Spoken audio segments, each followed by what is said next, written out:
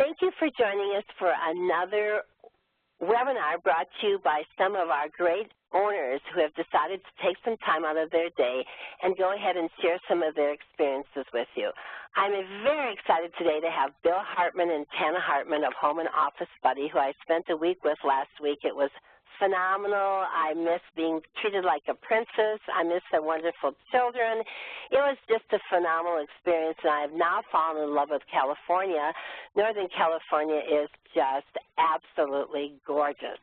So welcome, Bill and Tana, and thank you for taking time out of your busy Saturday to share some of your experiences with our watchers. Good to see you, Sharon. Good to see you, too. Tell us a little bit, Tana, about your business, because you really started this like 10 years ago and cleaned alone until about 3 years ago when you were ready for an insane asylum and Bill joined you. Tell us a little bit about your business, where was it at when he joined you, a little bit about our experiences together and what has brought us to the situation we're at today. Well, in March of 2015, then I begged and pleaded Bill to join me because I was about to go crazy. I was in over my head. I was cleaning way too many hours during the day and then coming home, trying to do quotes and calling customers and do the QuickBooks, and I was just going nuts. So I begged him to come and hang out with me and help me out, and he agreed, so that's always good. And then in May, I came and saw you in Texas, and at that time we had 12 repeat home cleaning clients and then about 22 commercial clients. So yeah.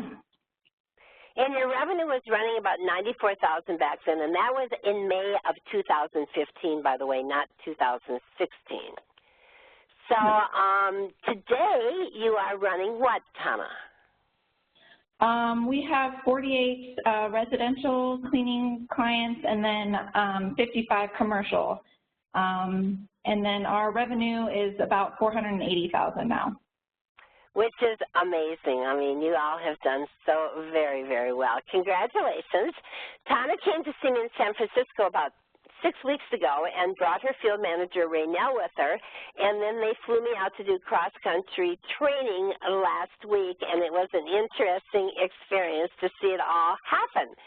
So before Tana and Bill came, before I went there, about 4 days before, she sent me a list of 29 things she was hoping that I would cover besides the other things on our agenda when I got there, and by God, we covered most of them.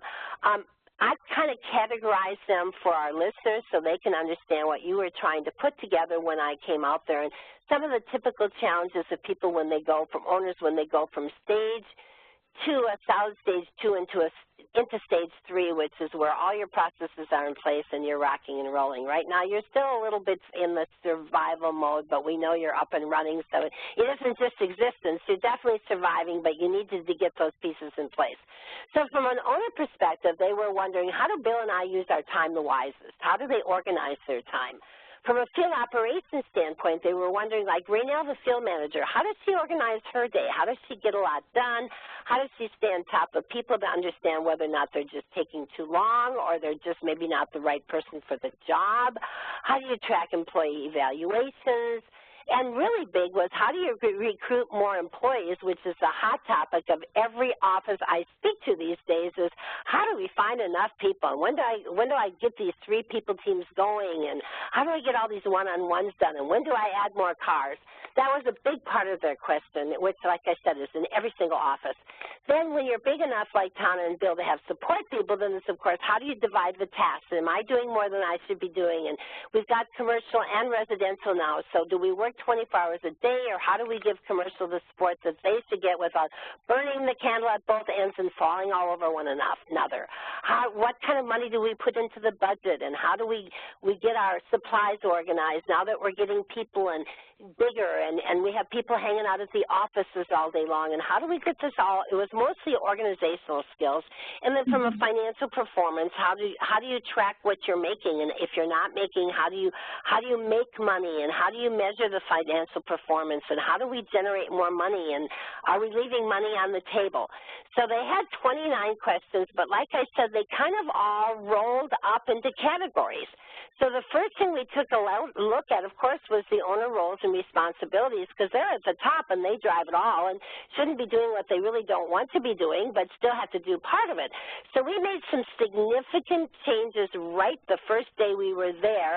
And Bill, I'm going to direct this question to you because it had a lot to do with the fact that you were kind of in commercial and residential, and Tana was in commercial and residential, and you were falling all over one another. So what did we decide to do to define the roles and responsibilities of you two, and why? Okay, one of the first things that we did was split residential and commercial completely. The reasons were because I would be stepping on her toes, she would be stepping on my toes.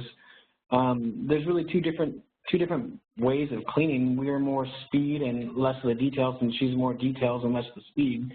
So we were kind of wrecking a good residential cleaner and also wrecking a good commercial cleaner at the same time. So being able to separate those two businesses and treat them as separate businesses has really given me the opportunity to focus on really just what I'm good at, which is the commercial side of the business, and she gets to focus on the residential side. And how is it going? You've had a week of it now. Are you feeling like you're staying out of one another's way and that you're liking the commercial side? I think it's going pretty good. It's a little hard for me to stay out of the residential side, just because it's a bad habit, I guess, for me to butt in all the time.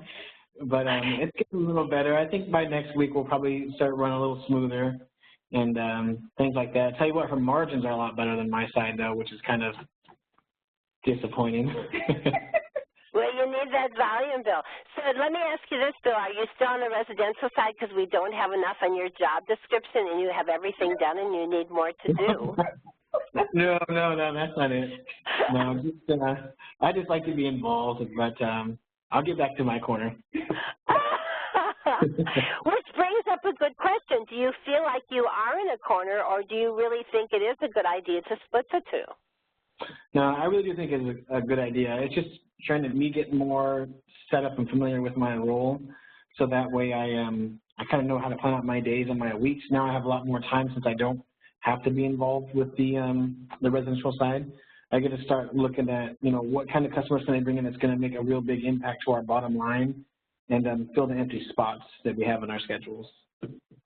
Okay, and you were interesting too. You were very concerned about whether or not you had enough people and where you were going to get more commercial people from. And indeed, we ended up like taking people. Let me ask you this: did your commercial people who ended up only doing commercial and used to dabble in residential, are they happy to only be in one arena?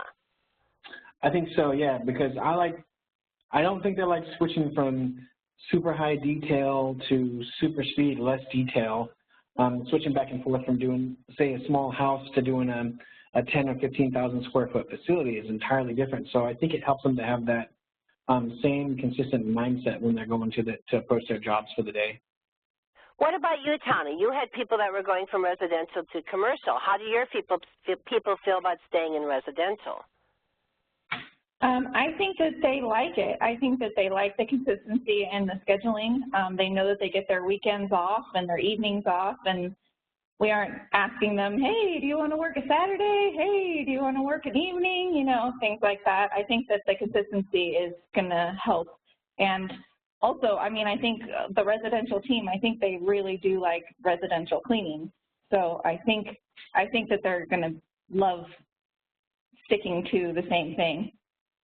In like respect, Bill, I'm going to say that it seemed like the commercial people really liked commercial cleaning. They were more like, I want to go mindless. I'm going to school. I just want to work this 15, 20 hours a week, and that's what I want to do. Mm-hmm.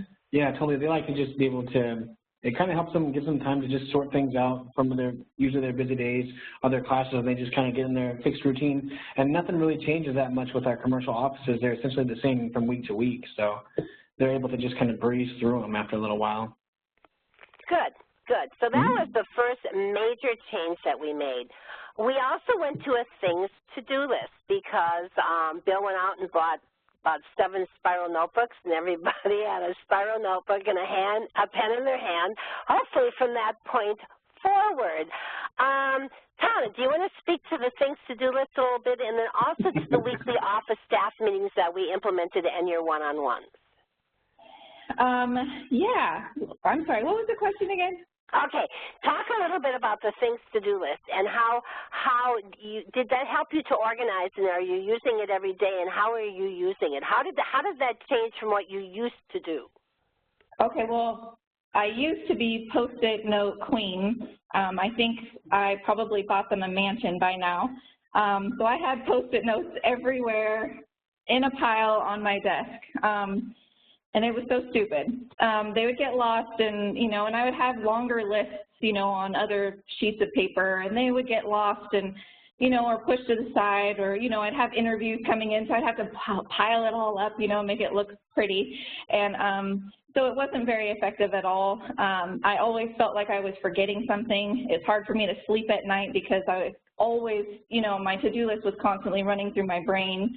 And so the things to do list really helped me because I knew that as long as I was carrying around my notebook and writing down everything that came to my brain to do, I knew I was going to put it in the computer and put it on the things to do list, and it wasn't going anywhere. There was no losing it at that point, and then I can just cross them off and categorize them into what's most important to work on now and what's something that I'd like to work on maybe 6 months from now. And it really has helped me. There was actually, I think it was the night that you left. I didn't do my things to do list, right? When I got back from the airport, I didn't do it. And that night I slept horrible. I woke up probably about 5 or 6 different times. My brain kept pinging all these things I needed to do. And so I finally got up at 2 in the morning and I was like, I'm doing it. And so I typed them all in and put them all on the list, and I could go back to sleep. And so it really is a helpful thing for me to keep my brain from having to remember it all. Well, it's interesting you said that because you said you didn't sleep a couple nights. I forgot about this before I got there, and the first thing we did on Monday was teach you how to do that, and you got Tuesday morning and said, that's the first good night's sleep I've gotten in a very long time. So that's an interesting point. I like your husband, Bill, who can sleep regardless of whether he has the things to do list or not.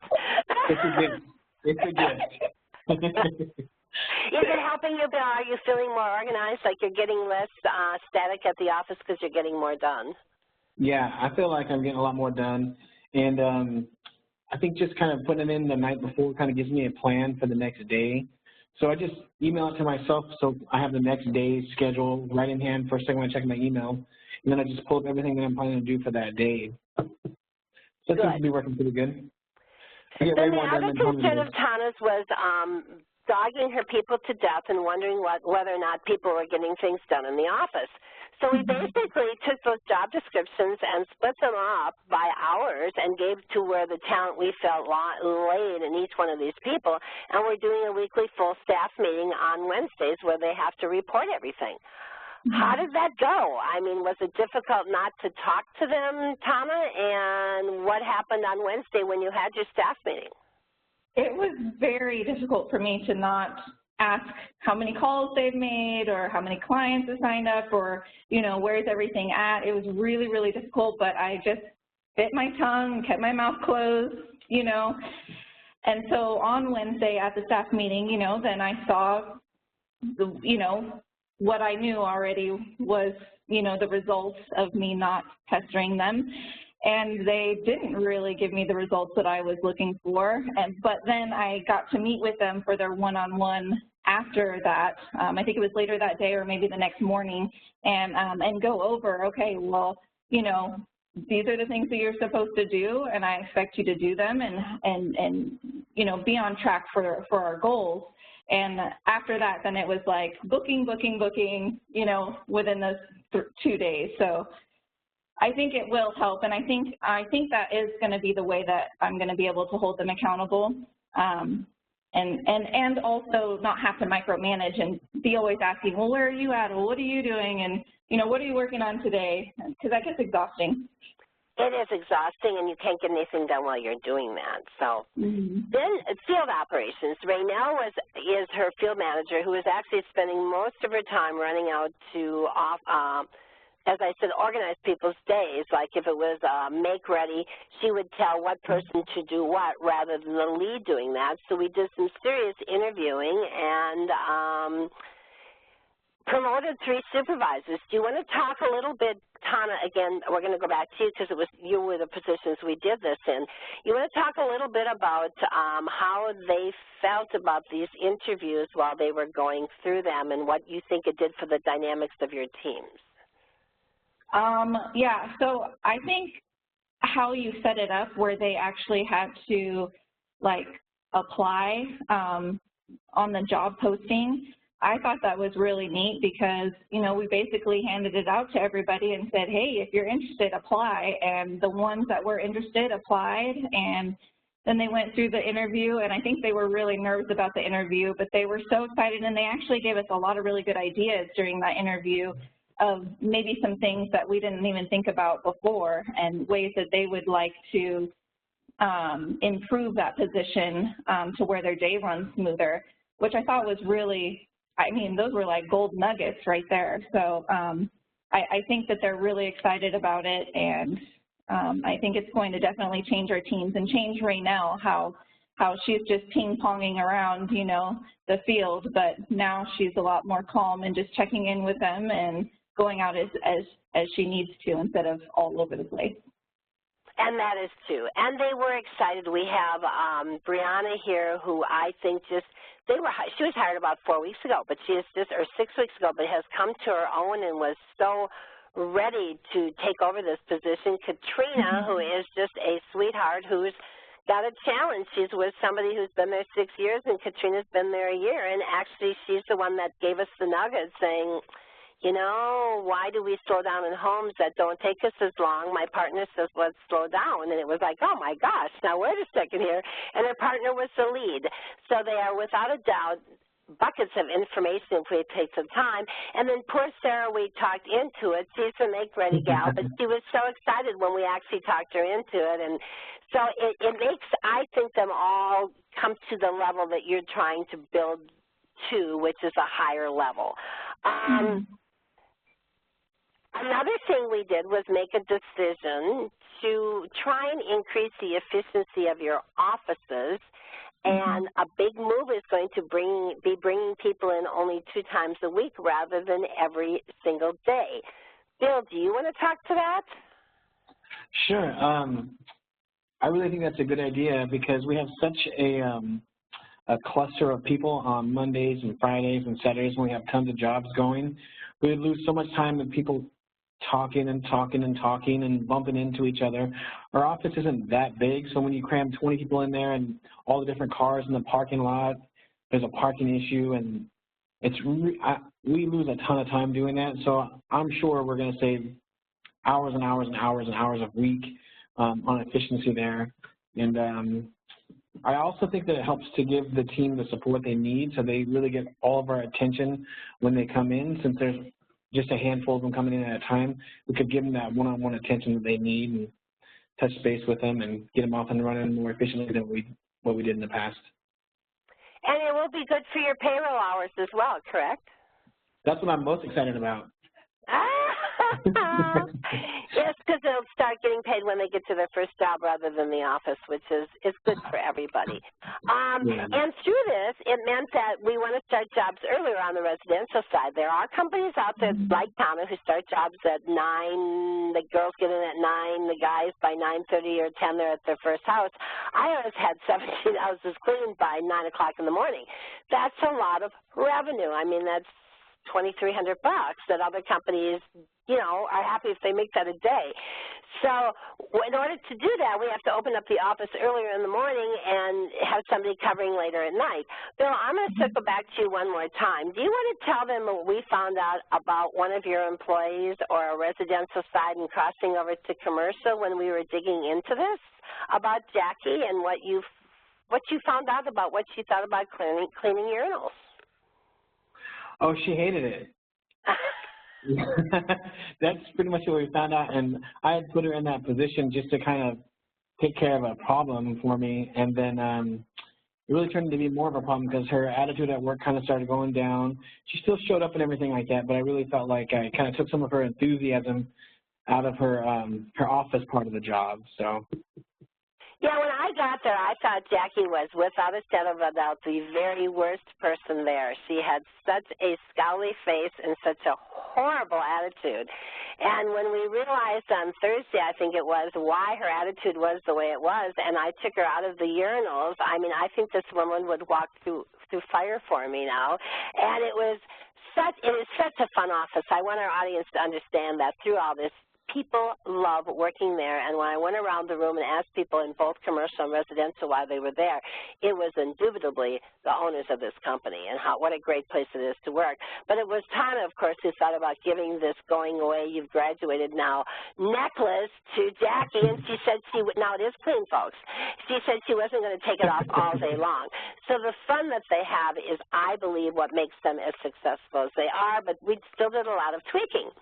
So, Tana, I'm going to have you talk a little bit about the sales tracking, posting, and making of sales, because you were very concerned about this when I got there, that you weren't tracking them, you didn't really have a handle on it. What did we do to make this all come together?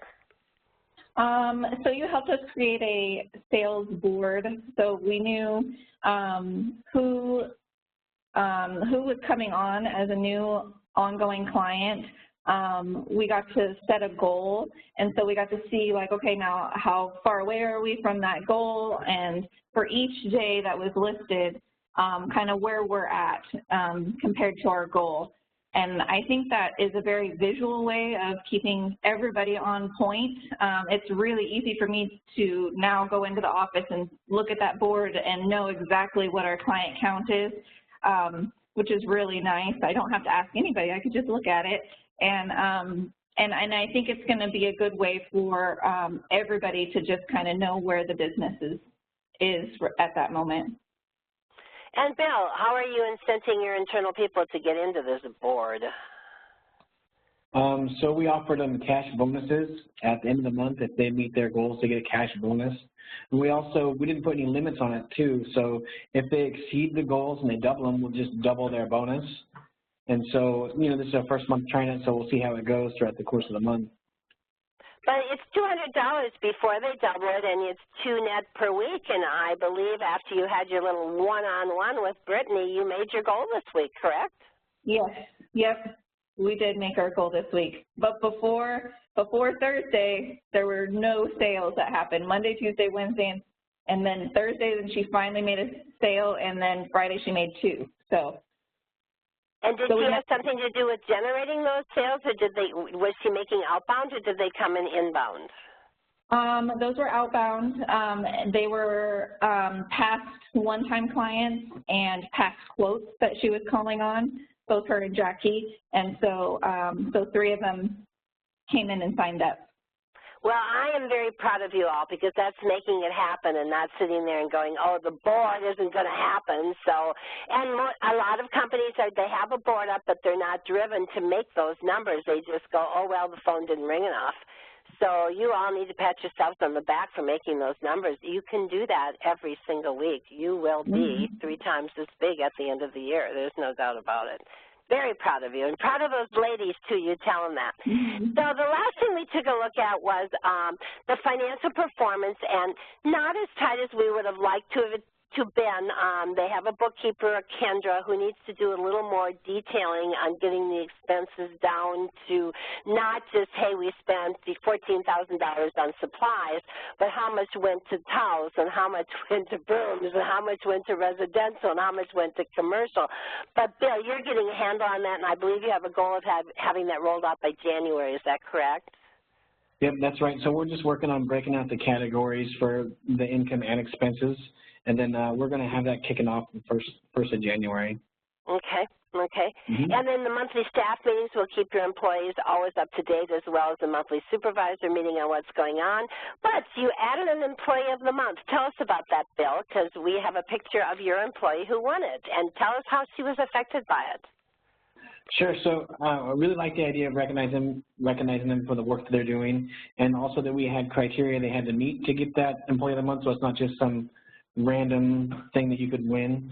It meant a lot to her. She actually took it home and framed it, and she talked about it probably for several days afterwards, that she was so thankful to be able to be recognized and then to be able to contribute. So it really made a big difference in her, the way that she interacts with us at the business. Yeah, she was quite stymied. She couldn't even say anything. We asked her a 5-year goal. She was like, I'm just still overwhelmed that I won this award. Tana or Bill, you want to tell us the criteria on which this is based? Because you do want to be careful not to give an award just based on, hey, we like you.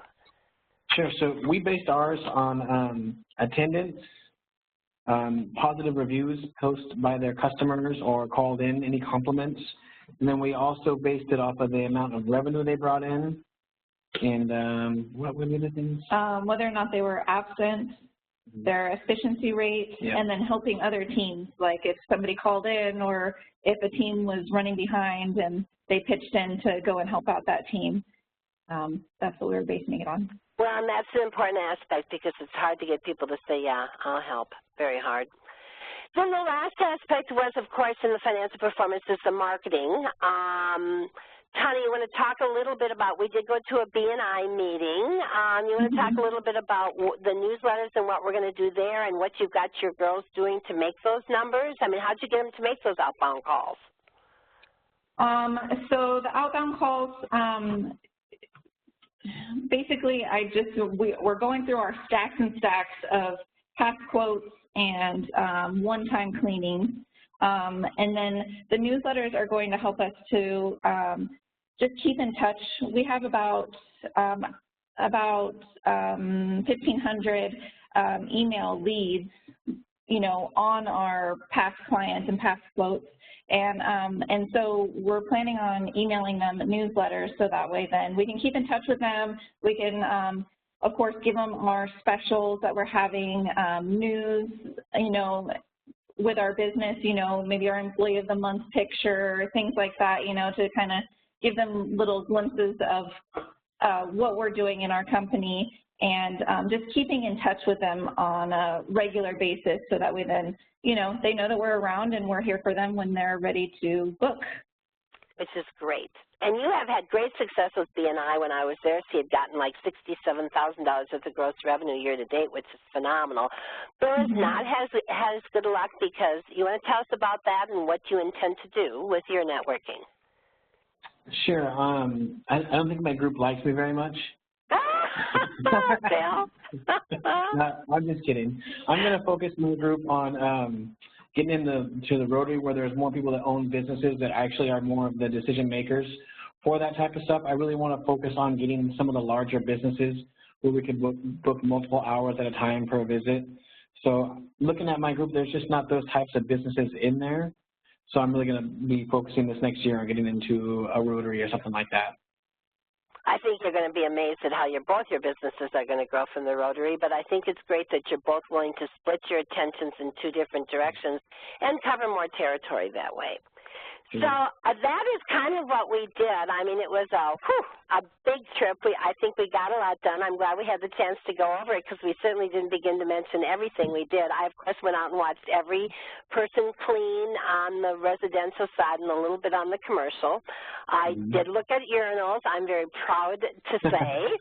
So, Tana and Bill, let me ask Bill first. Do you have any more comments about the week, about how you feel about it now that it's gone by, and any suggestions to anybody? I really feel like looking back at the week, I could kind of see how our whole company is changing, and it's really going to set us up to be more efficient and more profitable in the future. And also, one thing that was a big takeaway for us is I really think it's going to help us to have a more tighter knit employee base, where we're going to have, because I never did the one-to-one, so doing the one-to-ones every week with our team, it's really going to help me to get to know them better.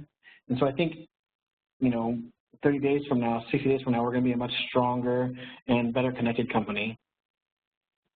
Nice comment. It's good to hear you're going to be building a winning team, and I'm sure you watched that DVD this week, Bill. I'm positive you did. Okay, Tana. Boy, it's hard to zing him when I'm on a webinar. He just doesn't quite get it. Okay, Tana, what is your wrap up of the week? I thought it was really nice that you came and you basically organized our whole office staff. So we're not stepping on each other anymore. I'm not having to ever feel like I'm micromanaging. We all have clear directives of what we need to do and how to do it, which is just like a big stress relief for me because I know that we're going to grow, and I know that everything that you taught us how to do is going to help us to grow. And I'm just so thankful that you came all the way out here and helped us and, you know, didn't run away the first day. No, it was so fun. And you have three of the most well-behaved, adorable children I have ever met. I wish that they would put them on NBC instead of all the horrible children they show. Well, I hope it is okay for people to call both of you if they have any questions about how things are going. Again, I hope it continues to go that well. Let me ask you this. Do you think it's something in time you could have organized on your own? And be honest. I don't think so. I think it's nice to have your outside perspective come in because Bill and I mean, we're married. We bring work home way too often. So it's really hard for us to look at our business from a different perspective, like from an outside perspective. And so your expertise and being able to go, nope, you don't need to be doing that, you need to be doing this. I don't really think that we could have ever done it on our own without your help, honestly. Well, thank you for saying that. I'll send you your check later. I am going to say this. Do you feel in the last week, have you been able to bring less work home? What do you think? No. I think I've been able to sleep better. Okay. And are you still exercising every morning? 2 times a week. You are doing it 2 times. Tana used to be a trainer, I have to tell my audience this, and they met. She was Bill's trainer, which is amazing. And the first week I was there, on Monday when I got up to exercise, by God, they went off to the gym. So I am so excited that she's still doing it twice a week. Good for you. Good for you. To bond that day back on, and that will help you stay away from the work thing. You've got to do things that are quality and not just work-driven. So good for the two of you. Well, it was a pleasure. I cannot thank you again enough. I really miss getting up and having my poached eggs and my dry toast and my fresh fruit. This is really tough on me, but I'm going to find another person next week that's going to feed me. I swear I am. So thank you both so much, and I will talk to you in a week, and have a wonderful week, and thank you very much for all the time you've given to your audience.